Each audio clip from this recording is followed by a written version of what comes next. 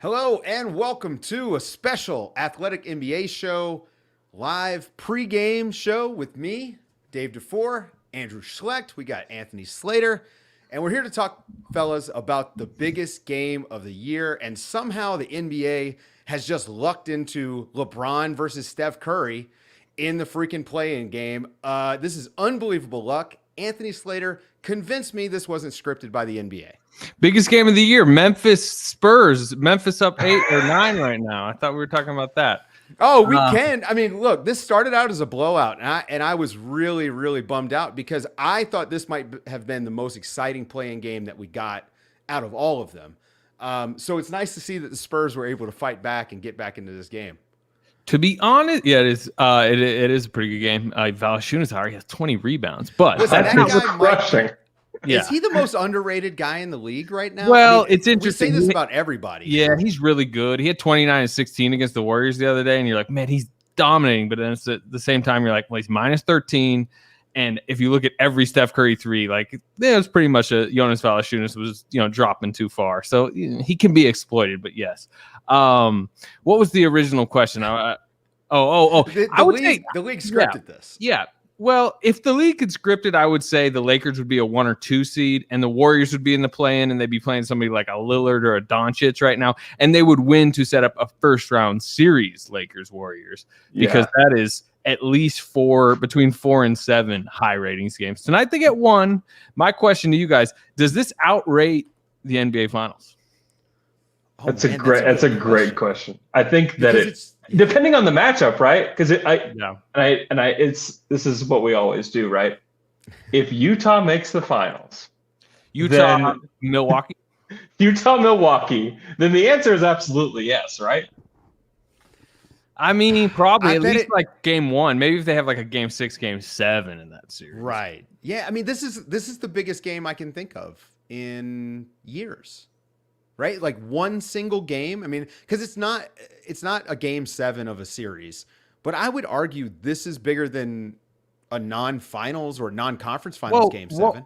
What was the biggest bubble playoff game? It was, Heat Lakers had a game 6, remember? Because Miami surprisingly won 5, and you were tuning in like, this could get to 7 tonight. So I don't remember what that rated, and it was the bubble playoffs, which were weird, but there've been some, the reality of tonight's game is whoever loses will be favored to win Friday, and then they're probably both in the playoffs regardless. So, well, let me ask you this. What about when they circle back around and meet up in the conference finals? Are you ready for that one? Oh, man. I think the only way that is even on the table is if the Warriors win tonight and get in that, 2-7 side where the second round's against either, Denver or Portland. And that is then me saying that the Warriors are going to beat Phoenix in a first round series, which I am not ready to say at all. But particularly if the Warriors lose tonight, they can get in that 1-8. None of us are picking them over the Jazz. If they somehow shock the Jazz, none of us are picking them over the Clippers. So I know that was kind of joking, but if they're in the 2-7, I bet there will be somebody on the internet that picks that conference finals. It won't be me, but somebody. I think they have a puncher's chance. You look at what they've done the last 16 games, their defense has really been incredible. And this is a top 5 defense all year. Their net rating in the last 16 games, they're top 5. I mean, this team has been playing well, and they're playing their best basketball now, right? This is the time when they need to be doing it. So let's talk about this game a little bit, because I think, that's why we're all here. Game of the year. How in the hell did the Warriors win this game? I thought Steve Kerr might kind of hold his cards in tonight and then start JTA and try to line up the small ball Steph minutes with Drummond. But he said pregame he's starting Looney, and that's kind of a Kerr move to stay traditional. And that's the weird thing about this one game playoff is I could see that making sense in a game 1 of a series, and then, hey, it's not working. You're down 2-0. Like game 3, you make that change. Just like the Lakers. Let's say it would be 1-1 in a traditional series. Maybe they just pull Drummond from the rotation completely. But this is a one-game situation, and if Drummond's poor in his, coverage early on, and Steph gets 3 threes in the first 6 minutes, and the Lakers get tight, I also want to see LeBron. I mean, to me, it's all on the Lakers, right? If the Lakers just show up, and they're the Lakers, and LeBron looks like himself, and Davis is aggressive playoff Davis from the bubble, they're better than the Warriors. They're bigger, they're stronger, they're deeper. They should win. They're at home. But all of the question marks are on the Lakers side. The Warriors are playing as good as they could possibly play right now.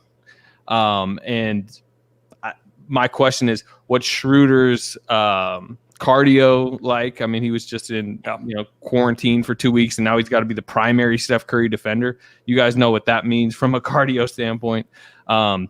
Davis hasn't had a very good season. He's had a couple very good games lately, but he's averaging a career low in blocks.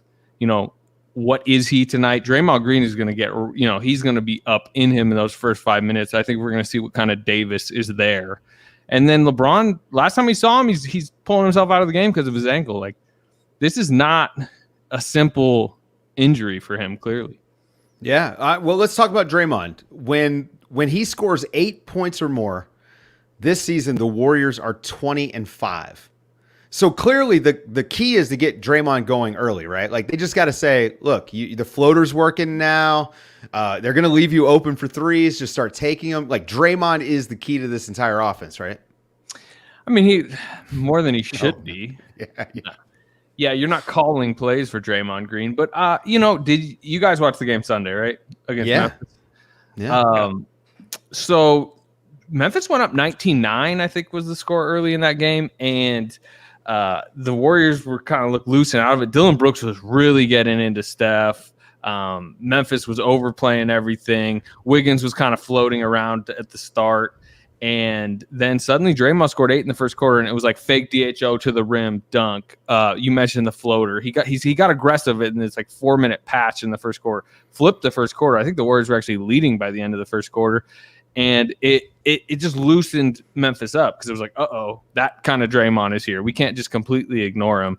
And you look at his points per game this year, it's not the looks of a future Hall of Famer. What is it at now? Like 6.5 or something like that per game.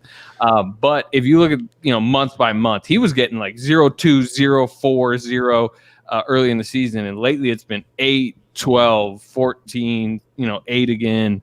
And you mentioned the stat. They're just much better when he just gives a little offensively because it keeps defenses honest. So I do think his point total is something to watch tonight. Yeah, I mean, it's an indicator that their offense is doing what they want it to do because he's getting those opportunities. Go ahead, Schlecht. Sorry. Mm-hmm. Well, I'm interested in Draymond to a degree, but I think I might be more interested in Andrew Wiggins in this game. I just don't know what he does. His prop bet on BetMGM right now is 20.5 points. I mean, Slater, where are you with that? What would you take on that? Oh, man, you never know with him. I'd probably take under. I think it's going to be a low-scoring game in general. I mean, the over-under is low for a 2021 game. I think it's like 218. You guys have mentioned both defenses are elite. And the offenses aren't. Yeah. They're not. Yeah, no, they're not. Although, the Warriors have been 9th, I think, in the last month offensively. I mean, ever since they've gone super small. So they're not what they were early in the season, which was bottom 10. Mm-hmm. And the Lakers, while they are also bottom 10, with Davis and LeBron on the floor, they're at least middle of the pack. But, as far as Wiggins goes, he's had a good season. I mean, he's going to get the LeBron assignment tonight. He's going to play 40 minutes. He's shooting a career high from 3 this season. I think it's 38%. He's a good second side slasher. He's kind of found his role, particularly in this last month. He had 38 against the Suns in a win last week. So he can obviously, I mean, you mentioned 20.5 as a prop bet. He averages like 20 points in his career. Like, these are 20 points. Yeah, I know. That's such a weird.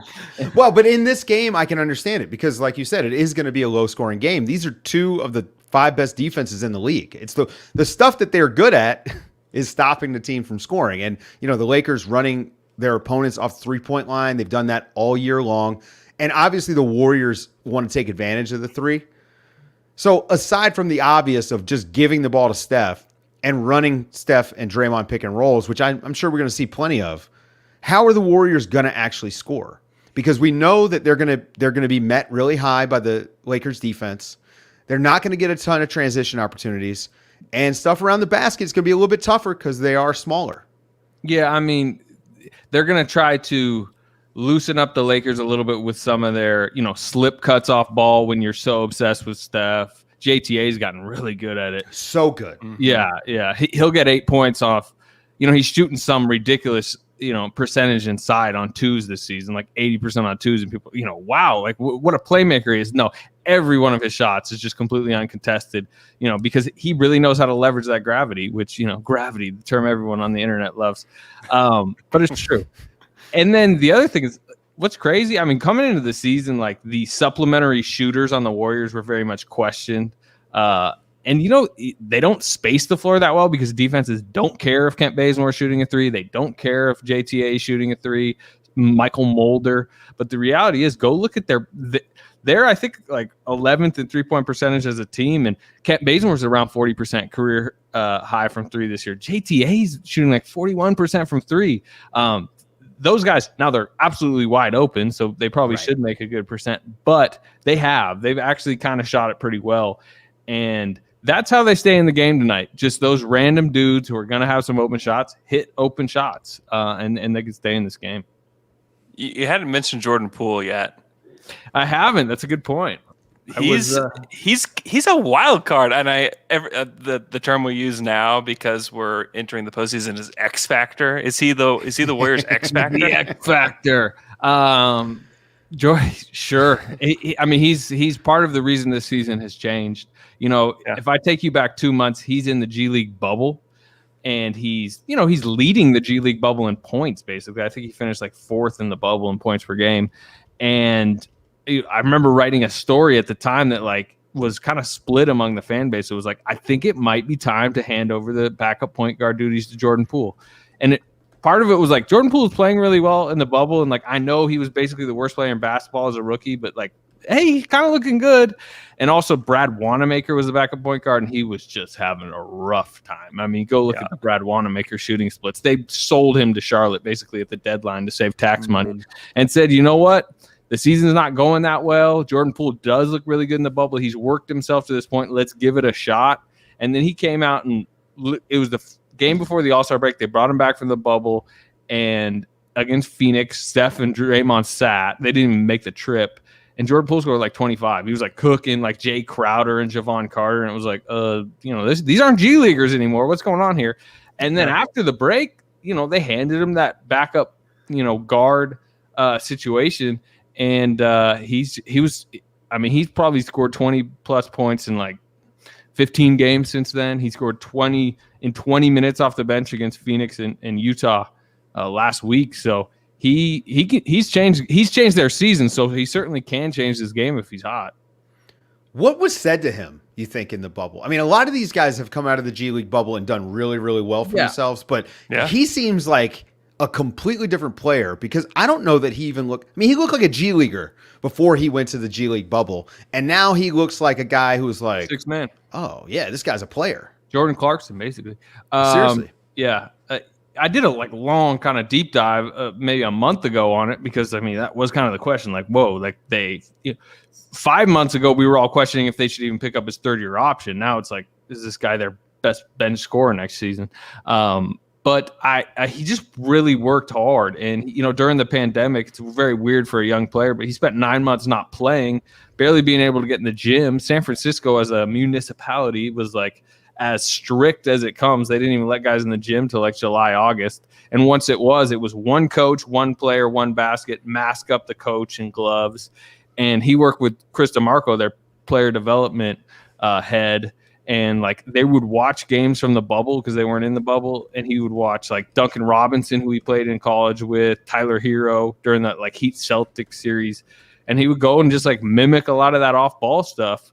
And if you watch him, like he not only obviously has scoring skill, he really fits the Warriors, which that's a unique system to fit. But he's like moving out there like he's kind of poor man's version of Klay Thompson. I mean, he had a relocation 3 against Memphis that was like, whoa, that was some stuff that Steve Kerr knows over there, like fist pumping.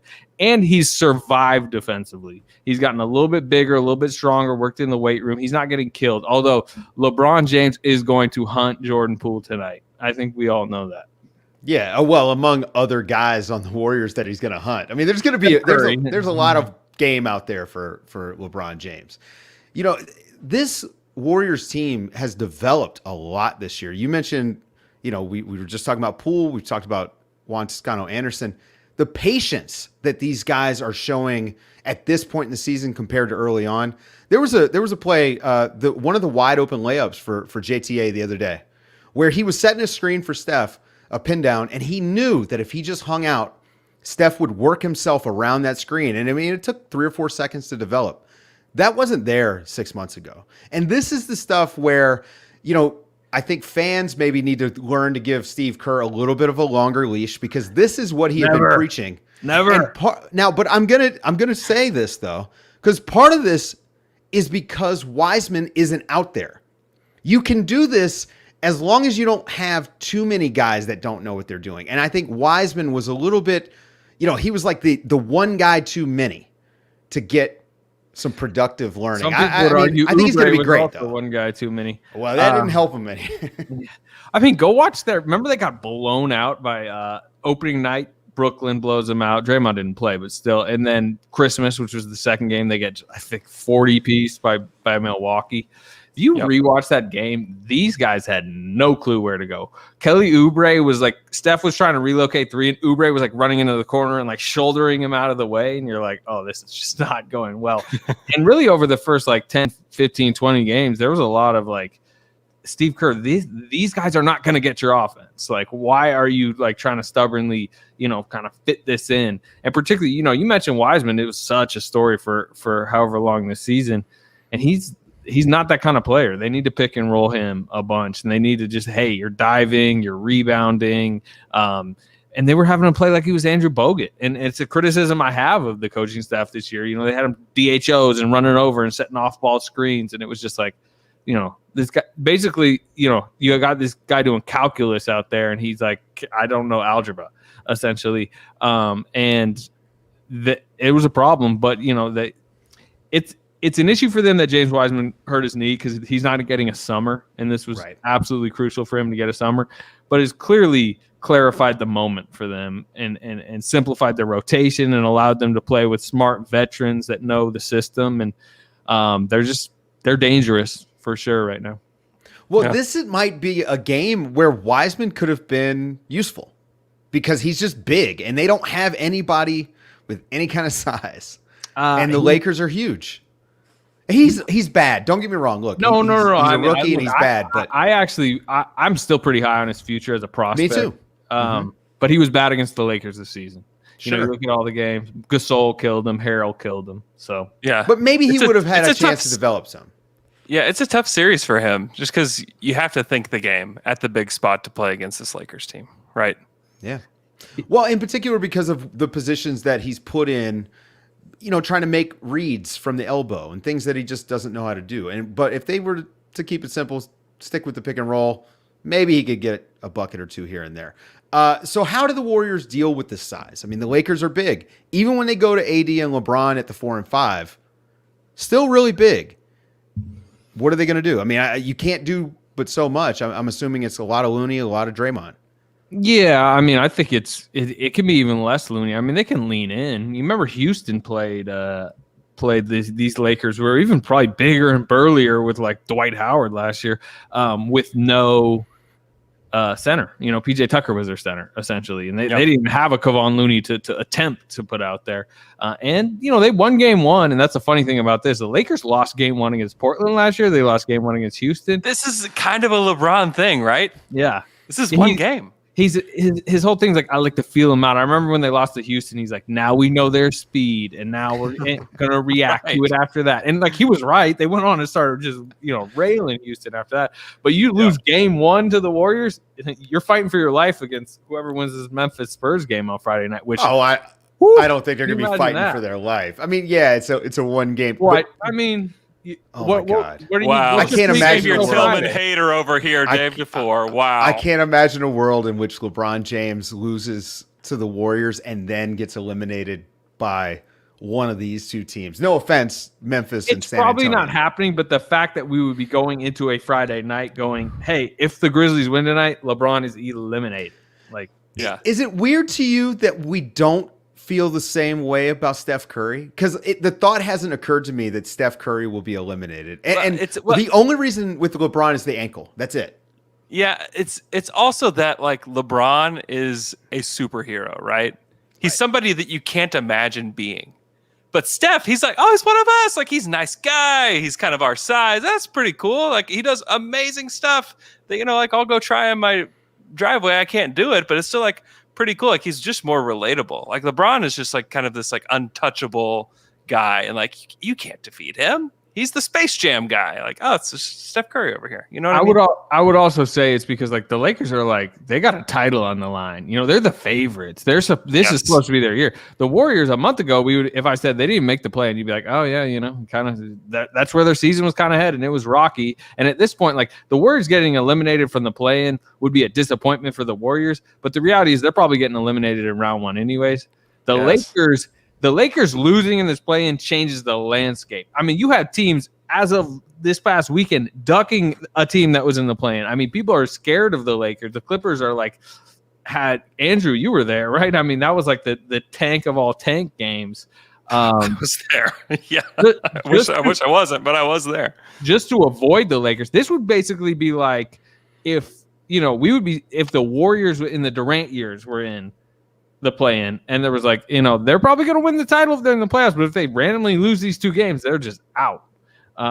So I think that's the difference. Yeah. Should we let's look talk at about the Lakers, prop right? bets? Let's talk about the Lakers. Yeah, all right, let's talk about the Lakers. So the Lakers offense has not been great. Of course, not a lot of LeBron James and Anthony Davis out there, but last year in the bubble, Anthony Davis was essentially Kevin Durant. Yep. We're not expecting that in this year's playoffs, right? Like nobody's expecting him to shoot whatever. I mean, he was like 60% from the mid-range, almost 40% from three. I don't think he's going to have that kind of run this year.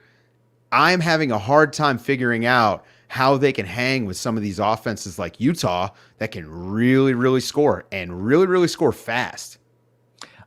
I covered the Lakers in the bubble last year because these Warriors were completely irrelevant. They didn't even make the bubble.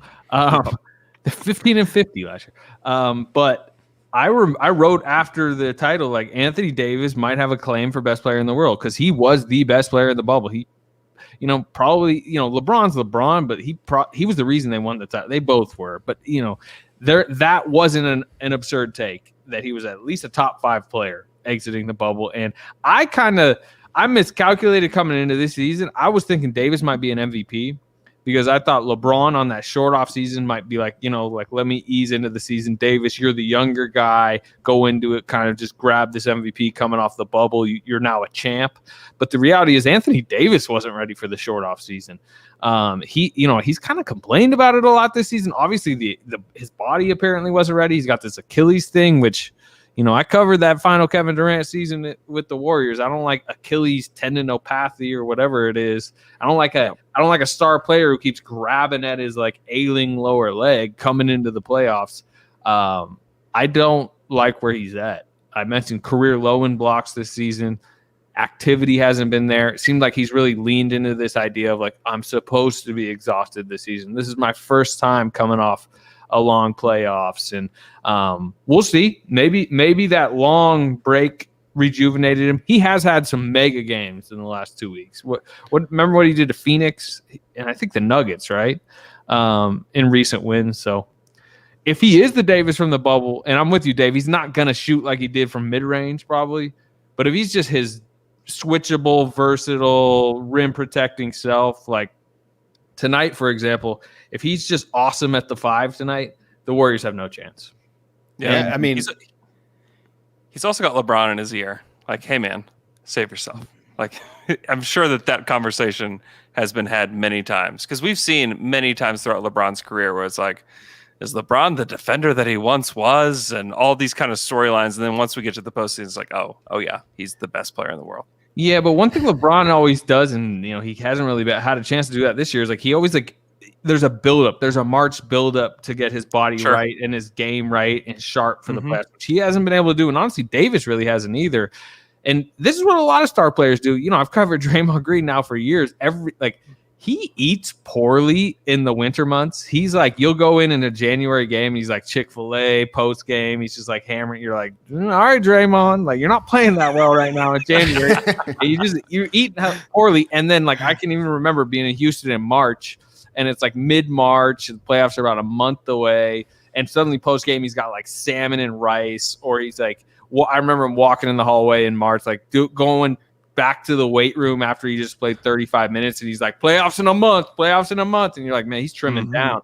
And stars do that. They have to build their body for this moment, and the problem with Davis and LeBron is they haven't really had a chance to do that. They need to do that in the next month while winning games. Was Draymond riding the stationary bike in the steam room when you were in there, or is that an Ethan Strauss special right there? That was a deep cut reference for way back. He was not when he was eating the Chick-fil-A. He was not riding the bike. There you go. They've missed 63 combined games between the two of them this season, and yeah, it would be a pretty miraculous run, honestly, if they could win this. And then if they win this, you have to go beat Phoenix. And I think a lot of people just think it's a foregone conclusion they beat Phoenix. I don't know that that's true. No, I think Phoenix is going to be tough. But yeah, it's a tough road for them. This is no experience. Yeah, this is huge for them tonight, though, because as Dave mentioned, if they lose tonight, they're probably still about to go beat we're still saying Memphis. They're up 96-90 right now.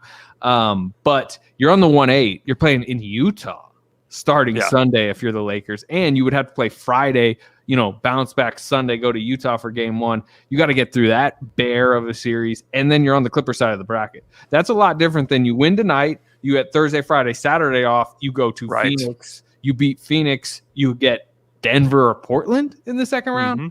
That's a lot different of a road. So tonight might decide if the Lakers win the title, to be honest. I always know when somebody's got cable still because they have the game score about 30 seconds ahead of the stream. Oh, no. Thanks, Slater. Just spoiler. 96-90 Memphis and San Antonio. For me, it's about 2:20 left. Deontay Murray just had a bad turnover. Oh, that's rough. It's getting late right now for the Spurs. Have you guys thought about Pop at all and where he goes from here? I mean, we've got the Olympics this summer, and he's going to win a gold medal. I always thought last year was sort of going to be the swan song for him with Tim Duncan going into the Hall of Fame this year. It would have been the Olympic gold medal last season, Tim Duncan Hall of Fame. Pop finishes up his career. You guys think he's going to come back next season? I mean, I've heard no indications that he won't be, but I could see him like his swan song being the Olympics for sure. Maybe use this season to keep his basketball mind sharp for the Olympics. I don't know. I'm just glad they didn't get blown out. That would have been sad if this did wind up being like the last game that he coaches and they got blown out by the Memphis Grizzlies. Yeah, we could be sad about that, but I'm really happy for Memphis fans. Are you guys seen some of these guys that are being shown in the crowd? These guys like beating their chest in the crowd. Like these guys are amazing. I love it. I love every second of this Memphis crowd eating this game up. It's so good. We got Keith Parrish and Jared Weiss on the Daily Ding tonight. So Memphis folks, make sure you check that out because I'm sure Jared and Keith are going to be pretty fired up about this game. 6-point lead, minute and a half left on my screen. 1:03 left. Dylan Brooks for 3. Misses it. Pirtle with the rebound. So, Spurs still got a shot here. Now we're doing play-by-play. This is a big deal. Listen, this is a big deal. All right. Well, the Lakers or Warriors are going to have to beat one of these two juggernauts. Rudy Gay gets fouled.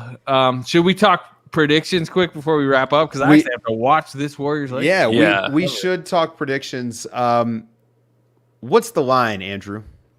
BetMGM's got the I think it's Lakers -6. It's gone around. It started like 7.5. It went down to 4. Now it's up to 6. Did somebody see LeBron in a walking boot or something? Who knows? Right. All right. Who are you picking, Anthony?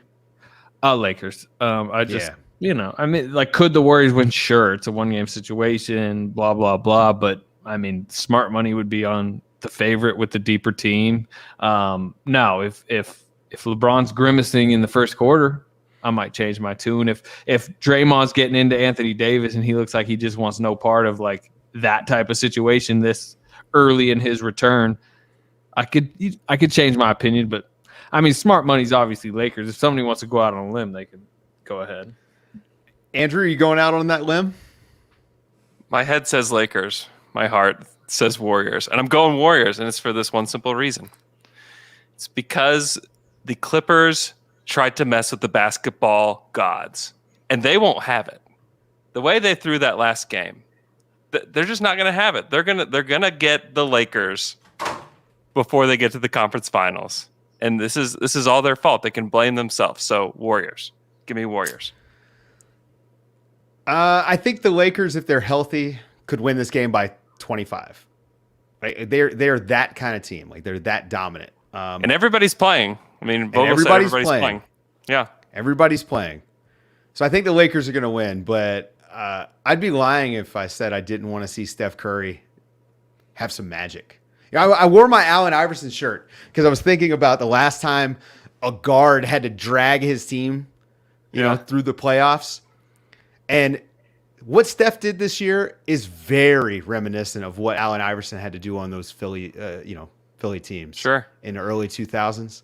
So I'd love to see him do it, a little bit of an AI tribute. Well, let's maybe make it more efficient, but it would be pretty cool to see him drag them all the way to the finals. So I hope they win it. Yeah. I love the swing that Steph has made, and it's really the Warriors have made, right? Because they were like the villain of the NBA for a while, and now it's swung, and now they're America's team tonight, right? Are they Oklahoma City's team, Andrew? That's the big question. You mentioned them being a villain. Yes, absolutely. Wow. Yes. Okay, see, you guys are rooting for him. Wow. Have you seen any Draymond Green? Have you seen any Draymond Green jerseys in Bricktown? You definitely get kicked in the nuts for having a Draymond Green jersey in Bricktown. That'd be good. That's when I know they're really America's team. Right. Is Steph going to go for 40 tonight? Is that the plan? You think he's got to do? I mean, he's 40 the magic number. He's gonna. I'm not sure it's the magic number because I've seen him this season score 57 in a loss. So he can go off and they can lose. I mean, to me, like the others matter more, and he does. Like it's funny. People. I mean, this last 2 months, really, he's gone on the supernova streak, but there's been about 7 games in there. He's had like bad nights. Like he went into Washington and shot like 2 of 20, basically. And really against Memphis the other day, he was cold early. But one thing I know right now, he's ready to chuck. You know, he's not easing into the game. He shot a career high 36 shots on Sunday, 22 attempted threes. That I can say. I think he is going to, any window he can find, he's going to be throwing them up tonight. Is he hot? Is he not? We'll see. I think the over-under I saw on his points was like 33.5. I'd probably take the over, but that doesn't mean I'm taking them to win, even if he gets over. Yeah. I mean, Steph is finally following my advice. Just shoot it every time you touch it. Yeah. Has to. It's the best offense in the league. Our guy Sean Keane in the chat here. That's how you can tell the play-in is really the playoffs. DeMar is playing like trash. Ouch. Wow. Well, have you guys thought about this? Look, LeBron James continues to haunt DeMar DeRozan. If they had won this game, they were going to potentially have to play LeBron again. That would have been an awful. I mean, you'd never hear the end of it. I mean, we're still hearing about DeMar losing to LeBron when he was in Toronto. That would have been a rough one to lose on the play-in game. But Memphis saved him the trouble, I guess. Ooh, I don't know. Rudy Gay just hit a 3 with 9 seconds left to cut it to 3. Oh, no. See, the streaming delay is just going to kill me here. Memphis calls time. Ooh. It ain't over yet. Which, by the way, are they going to like push back the start of this Warriors game? I think it's on the same channel. I don't think America would love this thing dragging into like OT, and you don't even get the first quarter of Warriors-Lakers. Right. Oh, man. Yeah, so there's the big 3. Okay, so I just saw the big 3. Memphis got a timeout, 3-point lead. It's big. Guys, we're going to take some questions from the chat. All right, give me YouTube. One. I got to get out of here, but I'll do one question. All right. Well, let's do this. I'm going to ask you this. Bet MGM prop bet. Are you willing to say that Andrew Wiggins is going to score more than 20.5 points? I know we talked about this a little bit, but do you think it's a lock? No, it's certainly not a lock. I've covered Andrew Wiggins now a year and a half. There's never a game I go in like I know what Wiggins is coming tonight. There's no Wiggins lock. Yes. No.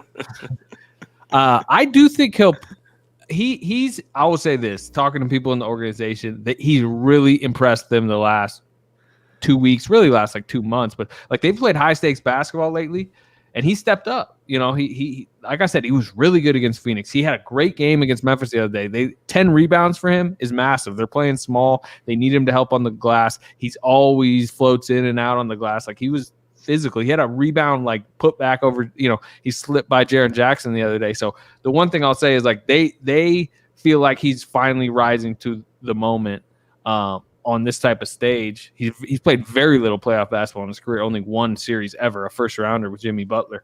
But I'm not calling lock. I will say though, Andrew Wiggins is 1-0 in play-in games. Don't forget that. It's huge. He's got the experience. He's somewhat of a play-in game, I guess, right, against the Nuggets. Yeah. It exists in the same limbo, I think. Was he good that night? Players. I can't remember. I can't remember. Jimmy Butler was. Did he score over 20.5 that night? There's your answer. Ooh. Well, the odds are, yeah. We got a question. It asked, how do the Warriors do defensively against the Warriors? But I'm thinking it means against the Lakers. We talked about that a little bit. I mean, let's dig into it a little bit. How will they guard the Lakers? Because, again, the size is an issue. Do you expect a lot of switching? And then, you know, what about trapping the ball when AD gets it on the block? They're going to let Draymond play a lot of one-on-one, at least to open. I think they're going to hope just Draymond's physical. They're going to hope the referees are a little bit, you know, quiet with their whistle. But I think you will see sporadic traps. They've been doing some double teams throughout the season. Looney's important tonight, kind of keeping some of the bigs off the glass. And then when JTA comes in the game and they go small, which is how they'll probably close halves, they need to switch. They need to be versatile, and they just need to gang rebound. They need to box out. They have been susceptible to big offensive rebounding nights this season. Minnesota beat them recently because they got 16 offensive rebounds. So I think they're going to have good initial defense, but if they just get pounded on second chance points, it's ball game. All right, let's do one more question, Andrew. What do you got there? Which is the better result for the NBA, guys? A Warriors win or a Lakers win? I think if the NBA knows that the Lakers are winning Friday, the better result is a Warriors win. It just kind of adds to the drama. LeBron goes to like brink of elimination. You get that very dramatic Friday night that you would get. And then if they win that, you get them in a Utah series, which I think would do good ratings. And then if they win that, they're Clippers second round. Yes. Yeah. So that is like the ultimate path for the NBA. But at the same time, you know, there's that Friday night that they need to watch. Now we can officially say the Memphis Grizzlies, who just won against the Lakers. There you go. Wow. Well, I guess that's going to do it for the pregame show. We're going to let Anthony get to work. I know you got to dig in on this game that's coming up. So thanks for hanging out with us. Guys, we will be back at halftime. Hopefully, Anthony will be able to join us. Hoping to get some other guests as well. For Andrew, I'm Dave. That's Anthony. And we'll catch you guys at halftime.